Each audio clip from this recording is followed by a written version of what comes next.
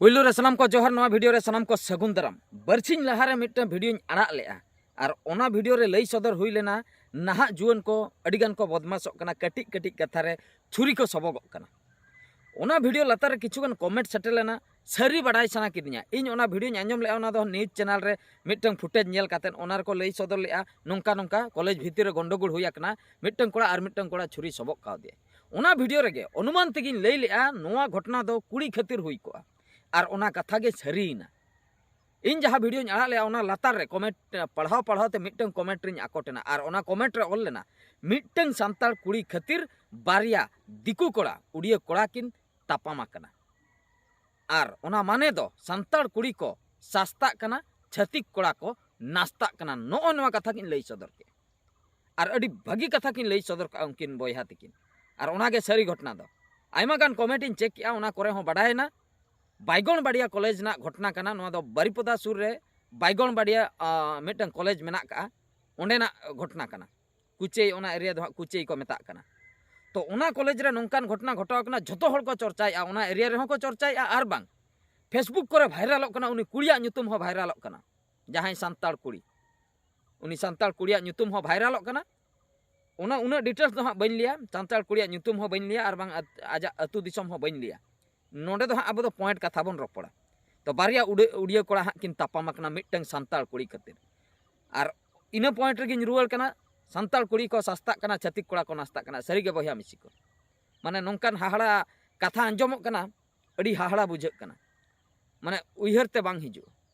दिकू कुड़ी खातिर दिकू कोड़ा किन तापामेना ना दो नॉर्मल बुझा मेनकान सांताल कुड़ी खातिर बारिया दिकू कोड़ा गपोज लेका तापाम गपोज लेका छुरी सबक कावते माने उनी उनी गोज नाय से बंचाय नाय आरो किछुगान मा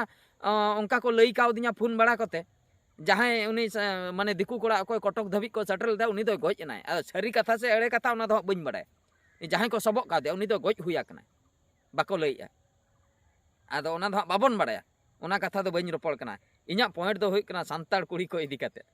सांताल कुड़ी को उना को सस्तायना सांताल कोड़ा बांग को नाम ले को छतिक कोड़ा रे आर बांग दिकू कोड़ा रे को झलिक कना आदो चेत बन लैया सस्ता कना को सरीगे सस्ता अकन खातिर दिकू ठेज को नास्ता हचो कना आर नोआ रेना पॉइंट दो चेत इन लैया उन्हें जहां को नास्ता कना उनको दो हाँ सुधे दिन बखरा हाँ को इदी बखरा को नास्ता कना से बरसिन पे माह बखरा उना दो आको गे को बड़ा ओकालका एग्रीमेंट कतेत को दुलड़ी आको को बड़ा नोंका हो एग्रीमेंट कतेत को दुलड़ी जे आलांग दो खाली रपड़ गे आलांग दो बापला को दो बांग ओना कोरे हम को रेबेन कना सांताल कुड़ी हो ठीक गया चेदा से सांताल कुड़िया दिमाग रे मिट्टन नोंकान कथा चालू कना नीतो दुलड़े में छतिक कोड़ा जम न्यू नास्ता हचोय में छतिक कोड़ा ठीक जमाय बिदल रे आयो बाबा कथा ते सांताल कोड़ा रे जमाय में मिट्टे चक्री कोड़ा रे अदो कुड़ी जुदी हां +3 ग्रेजुएशन कोई कराव काय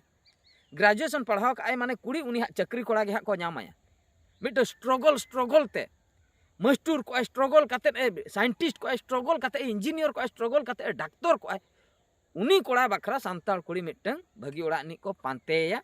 माने बापला बखरा मेनखान उनी सांताल कुड़ी दो गोटाय नास्ता हचोआ कनाय गोटा छतिक कोड़ा टे दिकू कोड़ा टे तायम बिदल जखन नुई डॉक्टर इंजीनियर मजदूर जहां गे उनी हा जखने ठीकैया और नुई दो गोटाय नास्ता हचोलना आदो अकिन भितिर तापाम सिरजा इन तायम दो उनी कुड़ी दो छडुय आर नोंका हुयुक कना ñelogok kana सावता रे ñelogok kana नोंका हुयुक कना आदो नोआ दो अबो के बन उयहरok मा तीना बेसok कना आदो नोआ घटना सेटर कना ओना खातिर कुड़ी कथा लई हुयुक कना इन दो बइन लेया कोड़ा दो हा उनकान को बनु को कोड़ा हो उनकान को मेना को गया मेनकान उनको कथा दो नोडे दो बाबन रपड़ा उनकान घटना अवरी सेटरवा जेहेतु नितो नोआ छुरी सबो हुई काव दिया से उनी गोज हुई नाय से गुजुक कान गया हा ओना खातिर नोआ कथा दो डिस्कस हुयुक कना रपड़ हुयुक कना आदो नोआ जहां तिस घटना घटाना इन लोगे नोआ वीडियो आड़ा ले माने बांग बडाय कतेन गे चेन घटना घटाव कना बांग बडाय कतेन गे किछुगान नोआ वीडियो नेलते किछुगान सिखनेत को न्यामा ओना इदी कते बनाव ले एजुकेशनल वीडियो मेनखान ओना कमेंट पढ़ाव कतेन अड़ी हाहड़ाኝ बुझाव किया नीता नितरिन जुगन ओका लेका कना को माने कोड़ा कुड़ी नेल को ताबन पे माने पुइलु जहां सांताल कुड़ी माने सांताल कुड़ी हा छतिक कोड़ा दुलड़ के दिया उनी बगी कतेन आरहो मिट्टन छतिक कोड़ा गे दुलड़ के दिया नो दो माने बाको लिया नुई दो पेशादार वाला कना नुकुआ दो कमी के पाले उनका हो लई गानोगोआ माने चेंज परे हो छतिक गे चेंज पोरे छतिक माने दो हाँ उनी दो सांताल सेट गे उनियाक दो नजर गे बनुआ सांताल कोड़ा सेट दो नजर गे बनु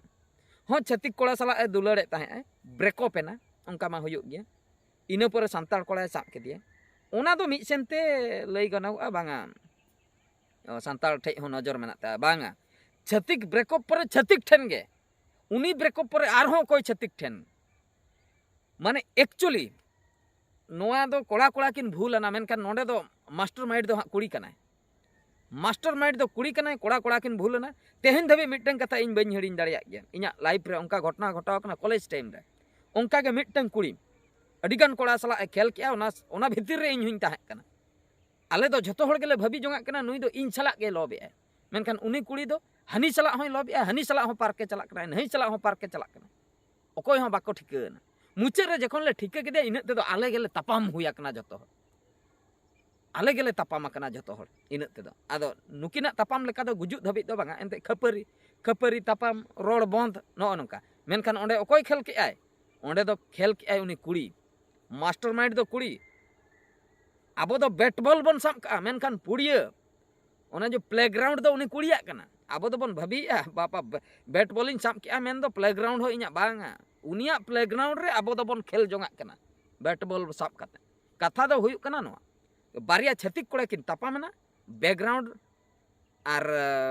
ओना पछले रिनी खिलाड़ी बैकग्राउंड रे जहां मेनाया उनी दो हुयुग कना उनी कुड़ी सांताल कुड़ी पुइलू कोड़ा सला ए दुलर के छतिक कोड़ा सला दुलर के जहाना गे हाँ हुई बखा उनी बाई सीरियस आई लव यू मेनते दो बाको सीरियस उनको भितर रे निहती आको भितर रे फिजिकल रिलेशन को बनाव को ओना खातिर के उनको दो सीरियस उनी सला बनाव कते हाँ उनी ठेन मोने पटाव को ताया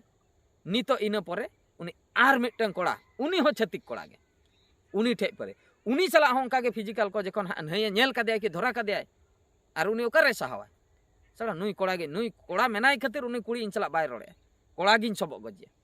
इना खान दो कुड़ी इन सला रोड रोड़े ओना भाबी कते ए सबक काव दिया सबक तायम उनी कोड़ा हे उइहर तियुग गया नित पाले उइहर तियुग के गया अडी मारांग इन भूल किया जेहेतु पुलिस को इदी के उन जोखा है उइहर तियुग का अडी मारांग इन भूल का बखाय दो जहां को गे हाँ को मेन काव दिया कुड़ी खातिर आम नुयम सबक आदिया तो कुड़ी दो अमित दो बांग कनाय आर बाय हुयुग गया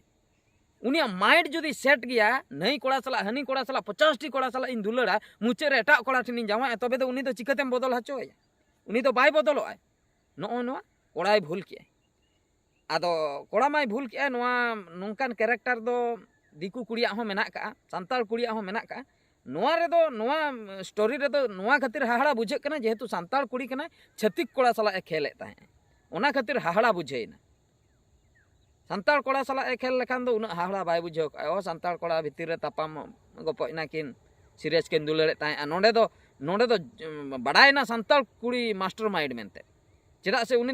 जावाई पर्पज ते दो हाँ बाय दुलड़े आय हनी को नहीं को हनी बदल माने दो ओना दो जावाई पर्पज दो बांगा ओना दो एंटरटेनमेंट पर्पज कना ओना दो रस्का रमज जहाँ कॉलेज टाइम रे फुर्ती नो नोंका आदो ओना गिन जोहारोआ सनाम कुड़ी कोठेन सनाम कोड़ा कोठेन नो नोंकान व्यवहार दो बाय ठीक कनाय